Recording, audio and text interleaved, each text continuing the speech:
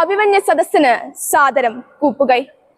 കേരള ചരിത്രത്തിന്റെ താളുകൾ മറയ്ക്കുമ്പോൾ ചുടുചോരയുടെ ചുവപ്പ് നിറമുള്ളതും മനുഷ്യമാംസത്തിന്റെ മണമുള്ളതും കണ്ണുനീരിന്റെ കറപുരണ്ട് നനഞ്ഞു കുതിർന്നതുമായ കുറെ കടലാസു കഷ്ണങ്ങൾ കാണാം.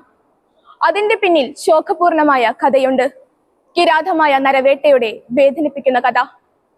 വർഷങ്ങൾക്ക് മുൻപ് മണ്ണിന്റെ മാദകമായ മണവും മധുരശക്തിയുള്ള മന്ദഹാസവും മലയാള മണ്ണിലെ മനുഷ്യ ലക്ഷ്യങ്ങളെ മാടി വിളിച്ചപ്പോൾ മലമ്പനിയോട് മലമ്പാമ്പിനോട് മല്ലിട്ട് മച്ചയും മാംസവും മരയിപ്പിക്കുന്ന മകരമാസത്തിലെ മഞ്ഞും മഴയും സഹിച്ച് കാടുപിടിച്ച മലം ചെരുവുകളെ മനം കുളിർപ്പിക്കുന്ന മലർവാടികളാക്കി മാറ്റിയ മലയോര കർഷകരെ മരണത്തിന്റെ മടിത്തട്ടിലേക്ക് മലർത്തിയെറിഞ്ഞ മനുഷ്യരാക്ഷസന്മാർ നൽകിയ നടപടിയിൽ നിന്നും ഉരുതിരിഞ്ഞ കഥയാണിത്. മത്തുപിടിപ്പിക്കുന്ന മദ്യവും മധുമന്ദഹാസം പൊഴിക്കുന്ന മധുരാശിമാരുമൊത്ത് മണിവീട് കെട്ടി മതിമറന്നുല്ലസിക്കുന്ന മന്ത്രി പൂങ്കുവന്മാരും മാനുഷിക മൂല്യങ്ങളെ മാനിക്കാത്ത മുതലാളി വർഗങ്ങളും ഒത്തുചേർന്ന് നടത്തിയ ഗൂഢാലോചനയുടെ ദാരുണ ഫലമായി കിഴക്കൻ മലകളെ തീജ്വാലകൾ ആളിപ്പടർന്നു. അമരാവതിയിലും അമ്പലവയലിലും കൊട്ടിയൂരിലും കോട്ടമണ്ണിലും ഗുണ്ടല്ലൂരിലും നെല്ലാംപാറയിലും ആ കുടിയേർക്ക് ദുർഭൂതം കൂകി വിളിച്ചു നടന്നു.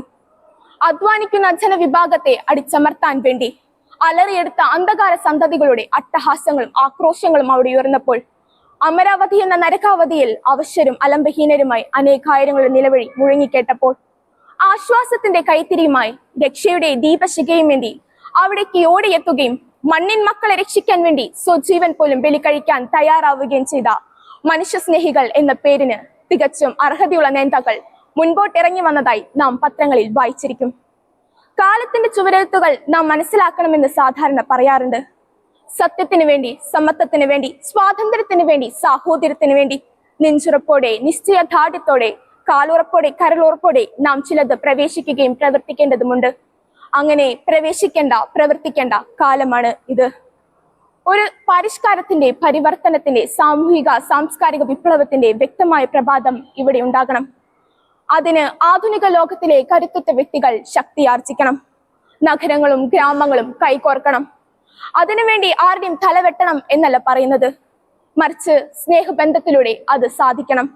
നമ്മുടെ പാർലമെന്ററി സമുദായത്തിന്റെ 4 അതിർവരമ്പുകളിൽ നിന്ന് അത് സാധിക്കണം.